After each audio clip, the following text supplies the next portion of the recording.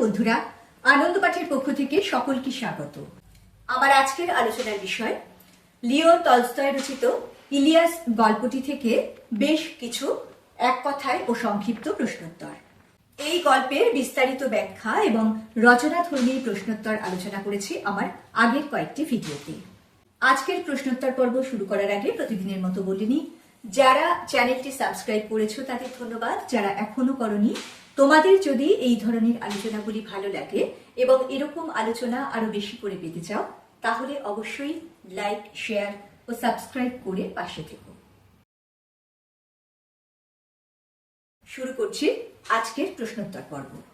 প্রথমে এমসিকিউ বা এক কথায় প্রশ্নোত্তর।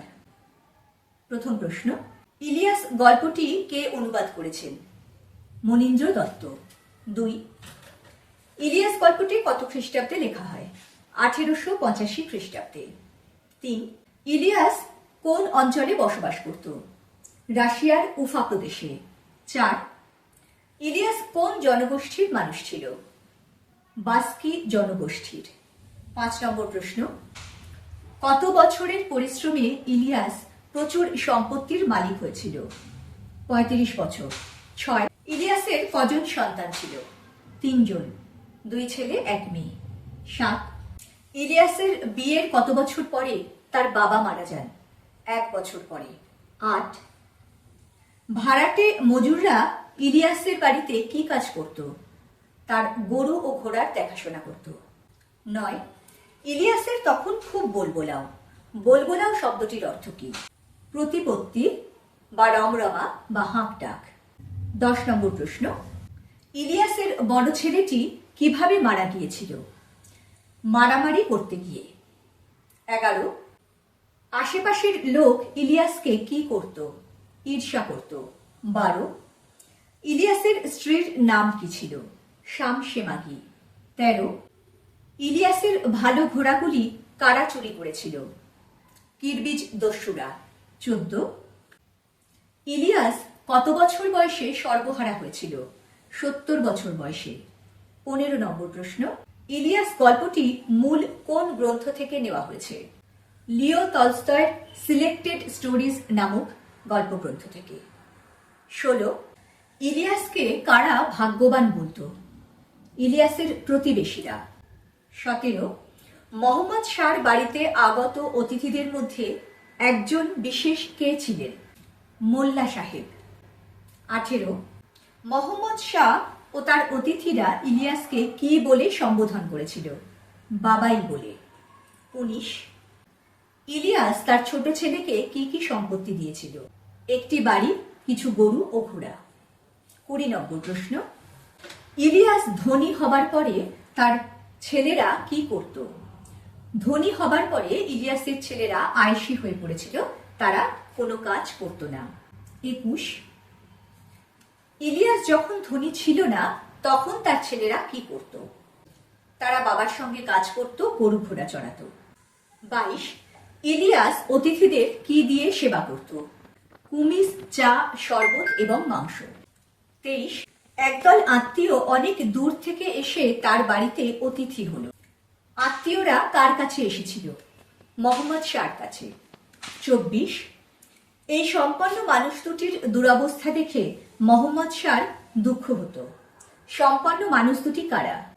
ইলিয়াস ও তার স্ত্রী শামসেমাগি। 25 নম্বর প্রশ্ন, আমাদের সাথে একটু কুমিজ পান করবে, এ কথা কে কাকে বলেছিল? মোহাম্মদ শাহ ইলিয়াসকে বলেছিল। 26, অতিথিরা বিস্মিত। কার অতিথি? মোহাম্মদ শাহ। 27, যখন তার বাবা মারা গেল তখন সে না ধনী না দরিদ্র। কার কথা বলা হয়েছে? ইলিয়াসের কথা। 28, ইলিয়াস প্রতিবেশীকে ধন্যবাদ দিল। প্রতিবেশীর নাম কি ছিল? মোহাম্মদ শাহ। 29, তার সবচাইতে ভালো ঘোড়াগুলি চুরি করে নিয়ে গেল। ঘোড়াগুলি কারা চুরি করেছিল?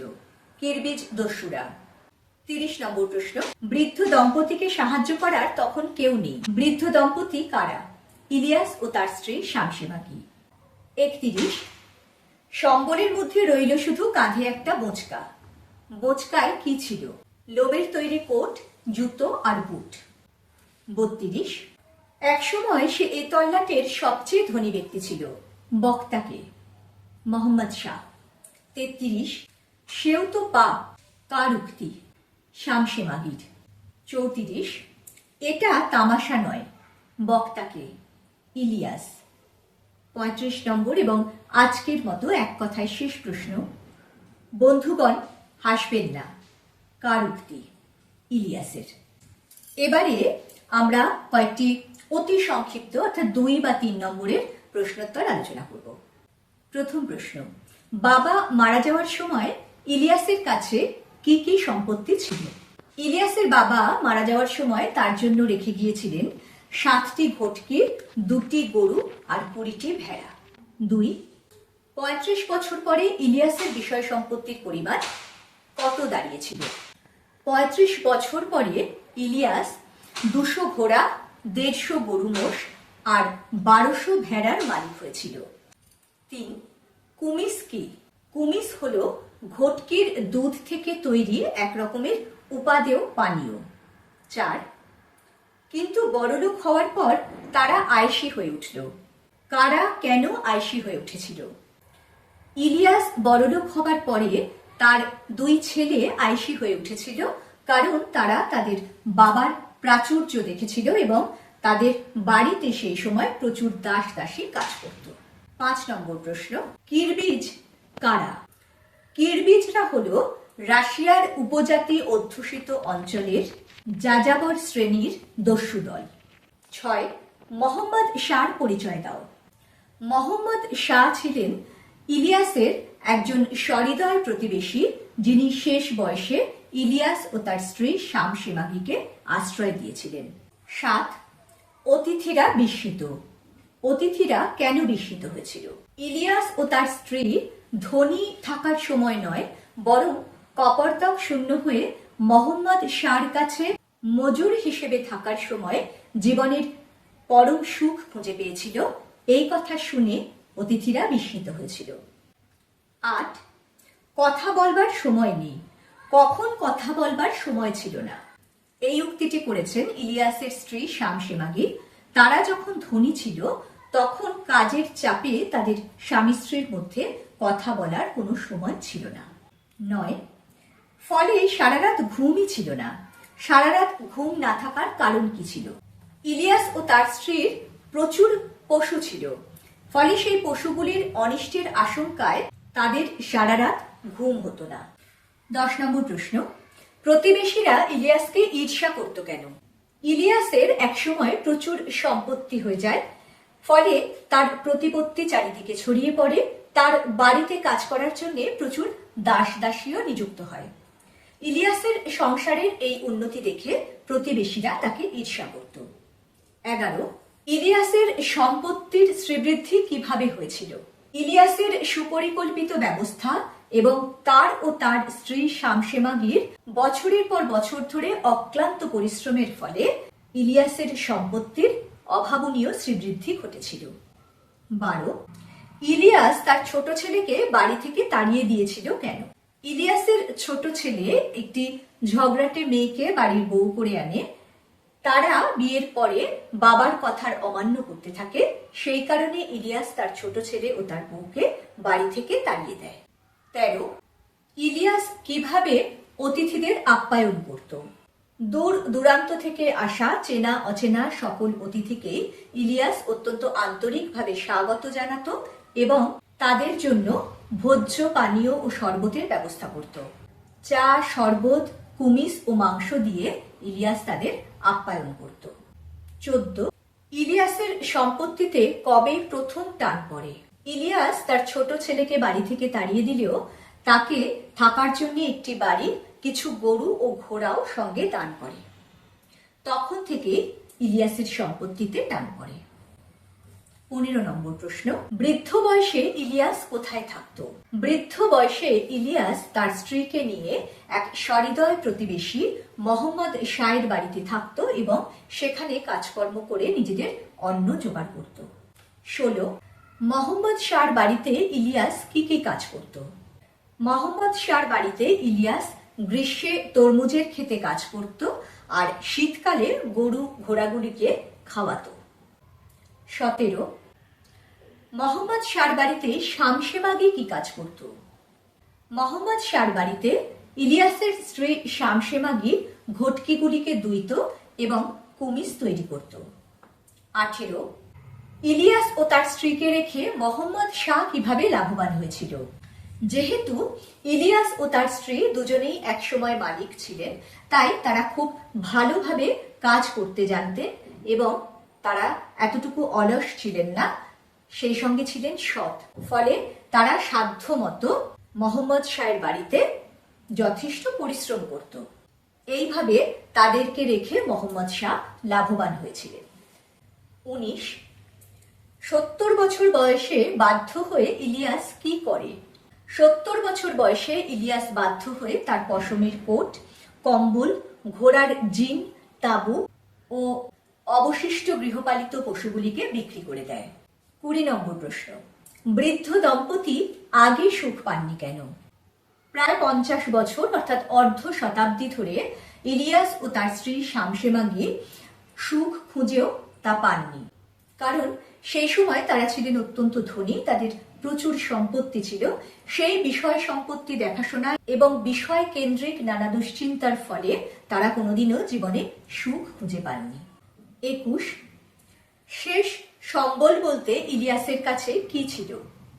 ইলিয়াসের শেষ সম্বল বলতে ছিল একটি বোঁচকা, যার মধ্যে ছিল একটি লোমের তৈরি কোট, টুপি, জুতো ও বুট, এবং সঙ্গী বলতে ছিল তার স্ত্রী শামসেমাগি। বৃদ্ধ দম্পতিকে সাহায্য করবার কেউ ছিল না কেন? বৃদ্ধ দম্পতির 3টি সন্তান ছিল, 2 ছেলে এবং 1 মেয়ে। তার বড় ছেলে এবং মেয়েটি মারা গিয়েছিল, আর ছোট ছেলেটি বাড়ি থেকে তাড়িয়ে দেওয়ার পরে এত দূরে চলে গেছিল, ফলে তাদের সাহায্য করার মতন আর কেউ ছিল না। 23 অতীতে ইলিয়াসের বাড়িতে অতিথি এলে শামসেমাগির দুশ্চিন্তা হতো কেন?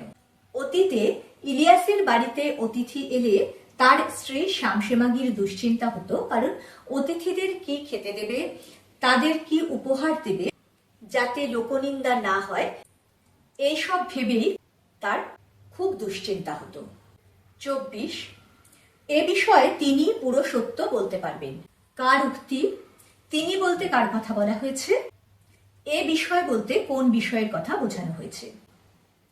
এই উক্তিটি করেছেন ইলিয়াস গল্পের নাম চরিত্র ইলিয়াস। তিনি বলতে এখানে তার স্ত্রী শামসেমাগির কথা বোঝানো হয়েছে। মোহাম্মদ শাহর বাড়িতে আগত অতিথিরা ইলিয়াসকে জিজ্ঞেস করেছিলেন যে পূর্বে ধনী অবস্থায় তিনি যে চরম সুখের মধ্যে ছিলেন এবং বর্তমানে সব হারিয়ে তিনি যে দুঃখী জীবন যাপন করছেন, সেই বিষয় তার কি অনুভূতি? এ বিষয় বলতে ইলিয়াস এই বিষয়টির কথাই বুঝিয়েছেন। 25 নম্বর এবং আজকের মতো শেষ প্রশ্নোত্তর। মোহাম্মদ শাহর বাড়িতে অবশেষে বৃদ্ধ দম্পতি কিভাবে সুখ খুঁজে পেয়েছিল? বৃদ্ধ দম্পতি গৃহস্বামী মোহাম্মদ শাহর সেবা করে অত্যন্ত সুখী হয়েছিল, কারণ তারা স্বেচ্ছায় পরিশ্রম করতেন, বাড়িতে এলে যথেষ্ট পরিমাণে আহার, পানীয় ও কুমিজ পেতেন এবং শীতের জন্য যথেষ্ট বস্ত্র ছিল। এছাড়া সেখানে তাদের কাছে প্রচুর অবসর থাকায় তারা পরস্পরের মধ্যে কথাবার্তা বলা এবং ঈশ্বরের চিন্তা করা ও ঈশ্বরের কাছে প্রার্থনা করার যথেষ্ট সময় পেতেন। এইভাবেই ইলিয়াস ও তার স্ত্রী শামসেমাগি মোহাম্মদ শাহের বাড়িতে অবশেষে সুখ খুঁজে পেয়েছিলেন। বন্ধুরা, বেশ কয়েকটি ভিডিওর মাধ্যমে ইলিয়াস গল্পটির বিস্তারিত ব্যাখ্যা ও প্রশ্নোত্তর আলোচনা করে দিলাম। আশা করি এগুলি তোমাদের পরীক্ষা প্রস্তুতিতে যথেষ্ট কাজে লাগবে। পরের দিন আরো একটি নতুন পাঠ নিয়ে ফিরে আসবো। সঙ্গে সঙ্গে নোটিফিকেশন পেতে চাইলে সাবস্ক্রাইব করে বেল বাটনটি অন করতে ভুলো না। আজকের মতো টাটা।